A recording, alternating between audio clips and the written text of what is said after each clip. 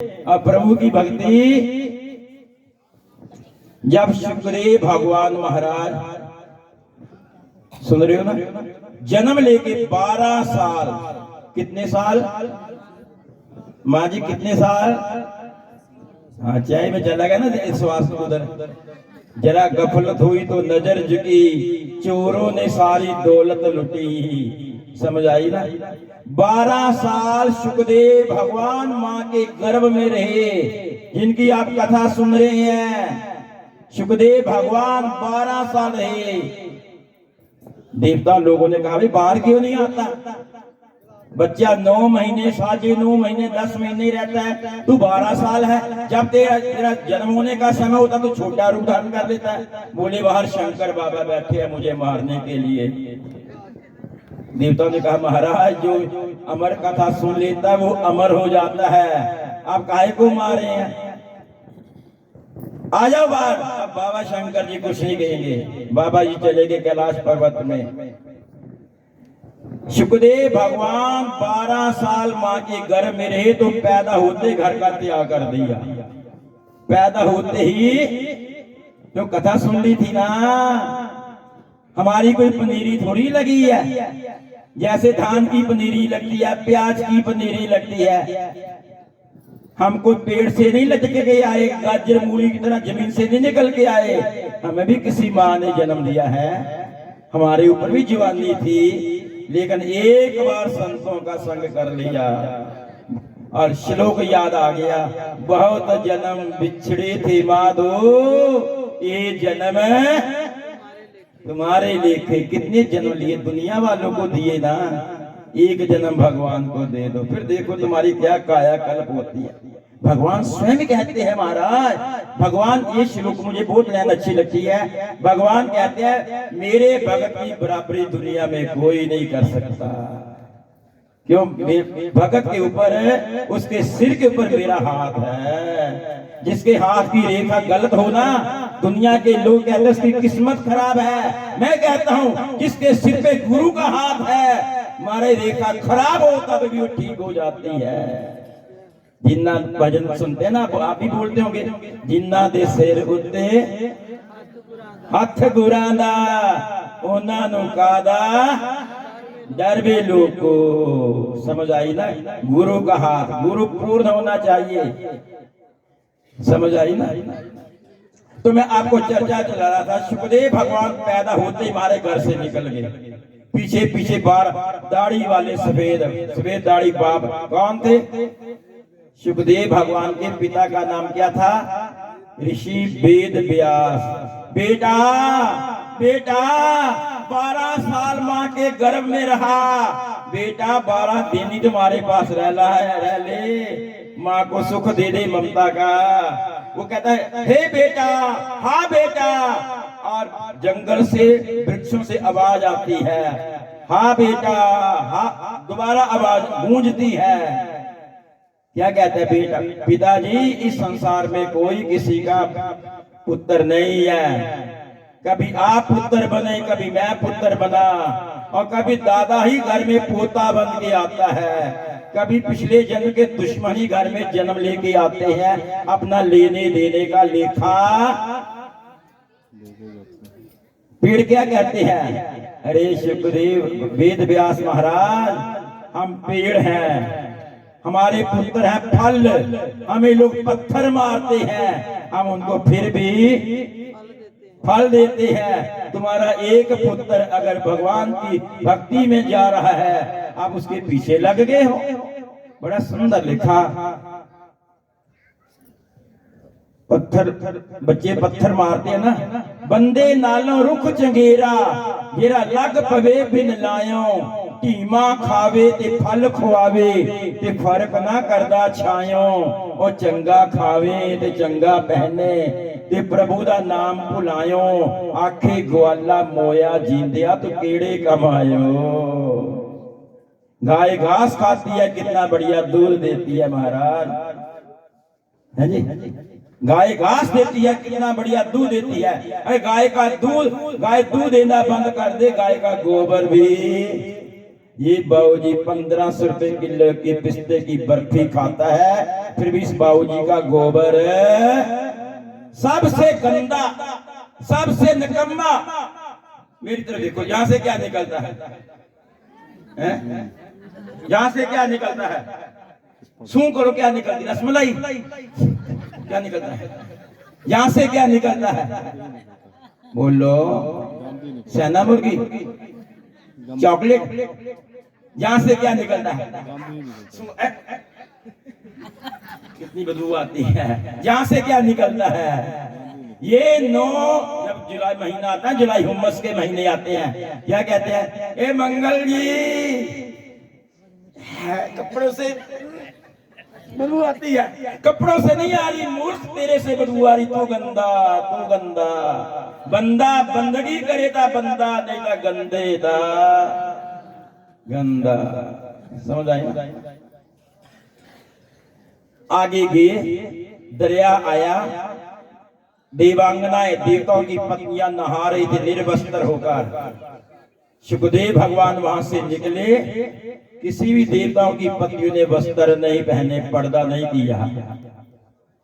पीछे से वेद व्यास जी आए, सब कहते वस्त्र पहन लो, वस्त्र पहन लो। पुरुष आया, पुरुष आया, पुरुष आया। समझ आई ना? वेद व्यास भगवान कहते पुत्रियो, मैं तो तुम्हारे बाप के बराबर हूं। पर्दा तो उससे करना था जो नौजवान 12 साल का है। मेरे से कहेगा पर्दा? मैं तो तुम्हारा बाप हूं, तुम तो मेरी बच्चियां हो। कहते वेद व्यास जी, आपको पता स्त्री क्या है और पुरुष क्या होता है? वो तो सुखदेव भगवान परमहंस हैं, उनको ये भी नहीं पता स्त्री क्या होती है, पुरुष। ये कथा परमहंसों की है। तुम परमहंस नहीं बन सकते तो हंस तो बनो, अगर हंस भी नहीं बन सकते कम से कम कंस तो ना बनो।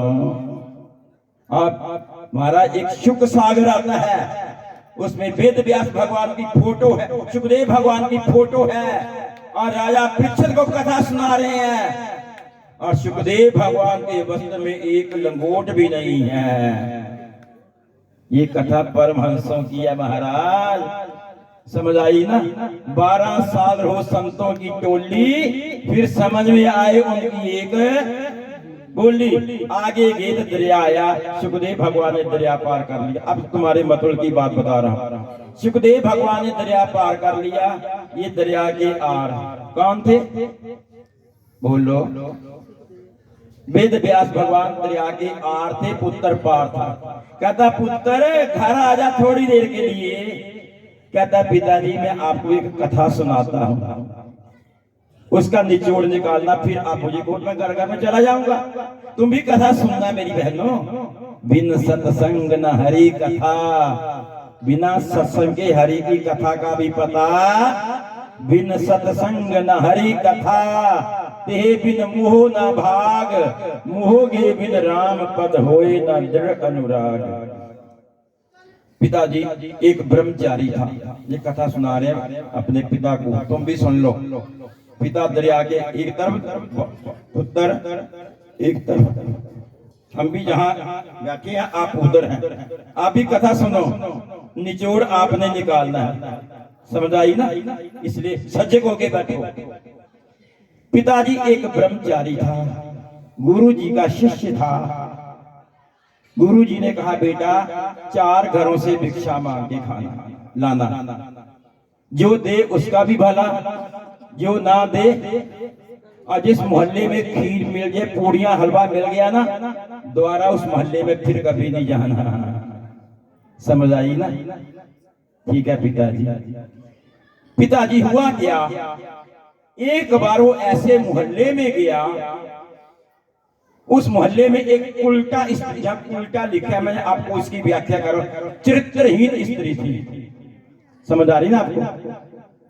उसकी आगे दुकान थी, पीछे मकान था। मकान का जो रास्ता था वो दुकान के अंदर से निकलता था। एक कमरा था, एक रसोई थी, किचन नहीं था। तुम किचन बोलते ना, किचन नहीं था, रसोई थी। फर्क क्या था? किचन में किच किच किच किच किच किच किच किच किच किच किच किच होता है, रसोई में रस बसता है। समझ आई ना? किचन ही कभी बोलना। रसोई बोलना जहां भगवान को भोग लगाया जाता है। तो हुआ क्या, सुखदेव भगवान जी कह रहे पिताजी वो ब्रह्मचारी जो जब भिक्षा मांगने गया, वो मोहल्ला जो था, गली जो थी, वहां एक उल्टा स्त्री रहती थी। आगे दुकान थी, पीछे मकान था। एक आज की भाषा में उसको फ्लश बोला गया, लिखा गया संडास। संडास क्या होता है? आज से 40 साल पहले आपको पता, फ्लश होती नहीं थी महाराज, नीचे गोबर फेंकना पड़ता था, गोदाम खाली करना।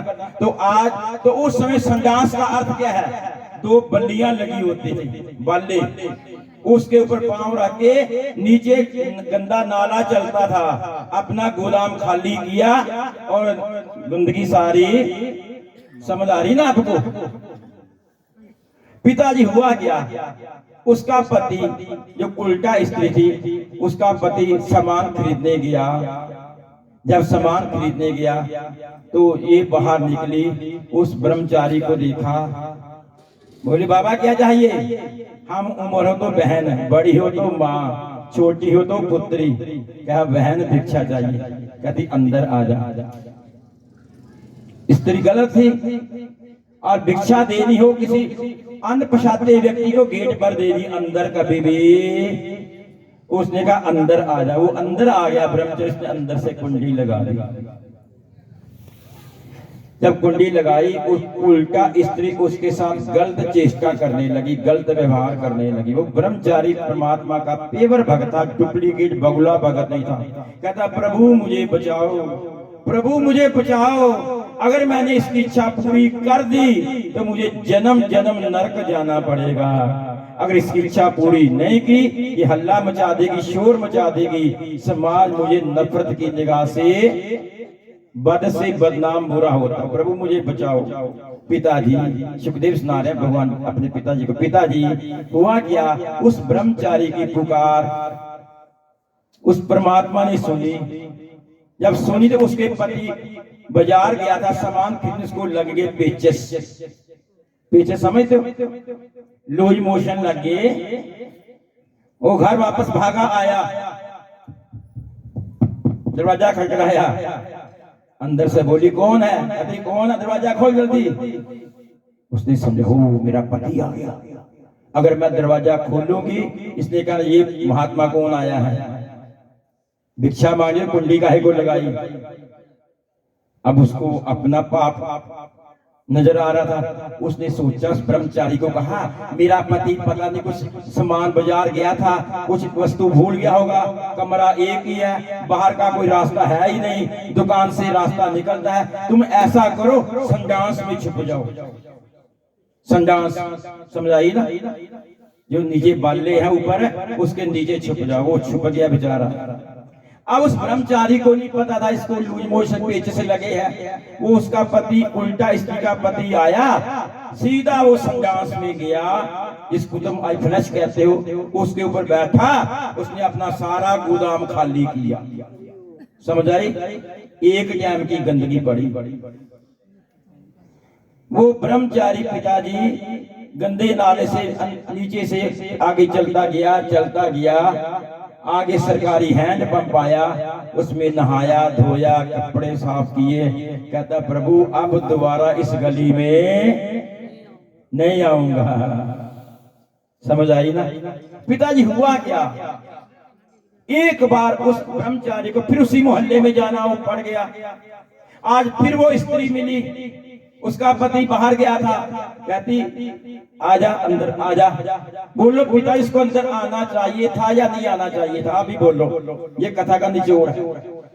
जाना चाहिए था या बोलो ना, मुंडी हिलाते हो ना 5 किलो की, नहीं जाना चाहिए। बिल्कुल सही है, नहीं आना चाहिए। कहता वेद व्यास भगवान भी कहते हैं बिल्कुल नहीं आना चाहिए। पुत्र अगर वो ब्रह्मचारी समझदार है, उस औरत की शक्ल देखना भी। कहता पिताजी यही हालत मेरी है, यही हालत दुनिया की है। उसके ऊपर एक टाइम की गंदगी पड़ी। पिताजी बच्चा जब माँ के पेट में उल्टा लटका रहता है, 9 महीने गंदगी पड़ती है। आप कहते हो एक टाइम की गंदगी पड़ी तो उसको दोबारा उसके पास पिताजी 9 साढ़े 9 महीने बच्चा जब माँ के गर्भ में उल्टा लटका रहता है, सिर नीचे होता है, पांव ऊपर होते हैं, मुख कहाँ होता है जहां से पोटी निकलती है। अगर माँ ने स्वाद के लिए, एक जन्म मरण का दुख है, अगर माँ ने स्वाद के लिए मिर्च खा ली तो बच्चे को ऐसा लगता है जैसे छुरियां लग रही है। हाँ जी, खट्टा मीठा माता खावे, लग छुरी बहुत दुख पावे। बच्चा रोता है पर वो किसी को बताता, बता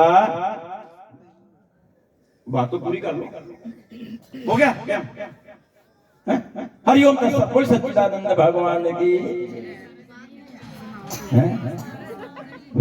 ये कोई पंजाब केसरी की अखबार थोड़ी सुना रहे हैं हमारा, ये भजन होता है 10 मिनट का, 15 मिनट का, स्टेप बाय स्टेप। ये तो महाराज समुंदर है, हरि अनंत, हरि कथा अनंता।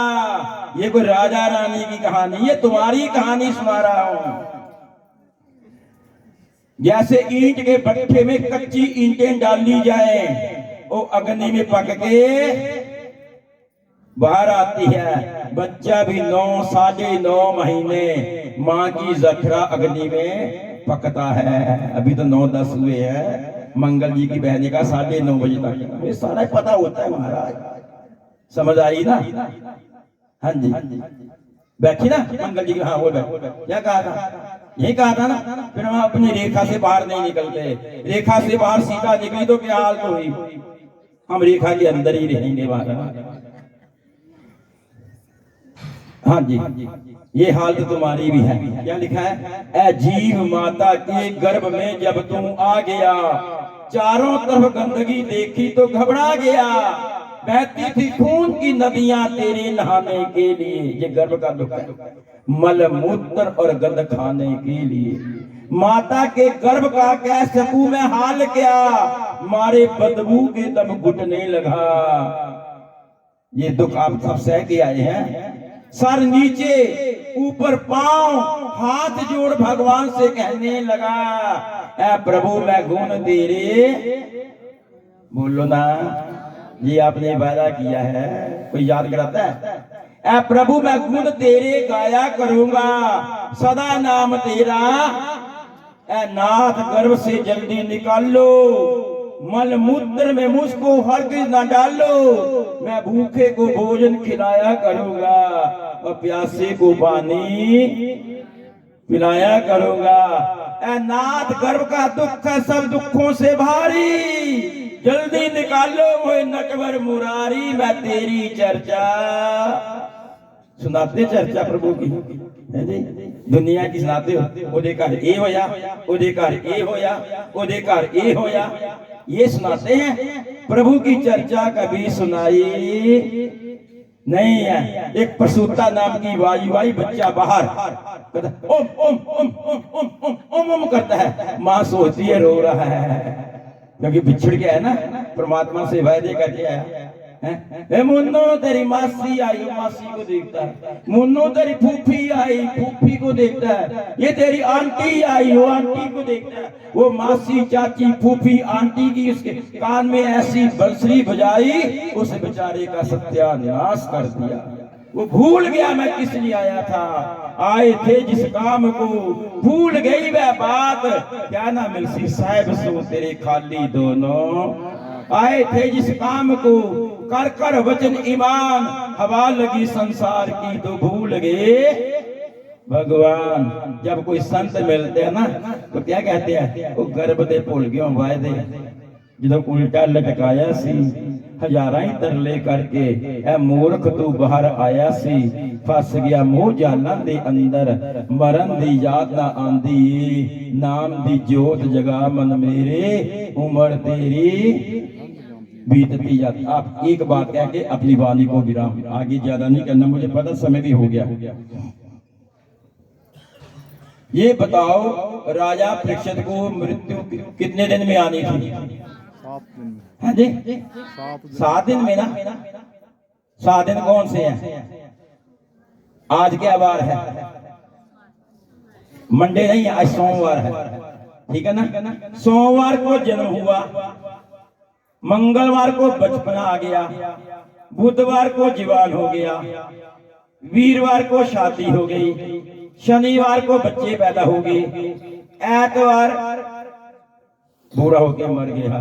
आगे कौन सा बार आया? सोमवार तो आएगा नहीं, वो तो एक बार आ गया। बस ये तुम्हारी जिंदगी के 7 दिन हैं, तुम्हारी भी 7 दिन में मृत्यु होगी। यही है सोम मंगल बुध वीर शुक्र शनि ऐत। अब इस 7 वारों में ना जाने तुम्हारा कौन सा वार निश्चित है, इसलिए याद रख लो, रहना नहीं देश बेगाना है। फिर सुन लो, रहना नहीं अपना है, रहना नहीं देश बेगाना है, जहां आज नहीं तो कल जाना है। सुबह निकली थी सैर को, दिल में कई अरमान थे, एक तरफ हरियाली दूसरी तरफ शमशान थे। चलते चलते पांव के तले हड्डी चुभी, हड्डी के ये बयान थे, वो चलने वाले जरा संभल के चल, हम भी कभी इंसान थे। सदा आप इंसान ही रहोगे, योनियों में भी जाना पड़ेगा। अगर अच्छे कर्म ना किए हों तो आपको ये भगवान गुरुदेव की अपार कृपा के द्वारा इस कली काल के अंदर श्रीमद् भागवत महापुराण के माध्यम से ये आपको सत्संग तो रोज मिलता होगा। बोलने वाले बदलते रहते हैं, आप नहीं बदले, बोलो बदले, आप बदलोगे भी नहीं महाराज, आपने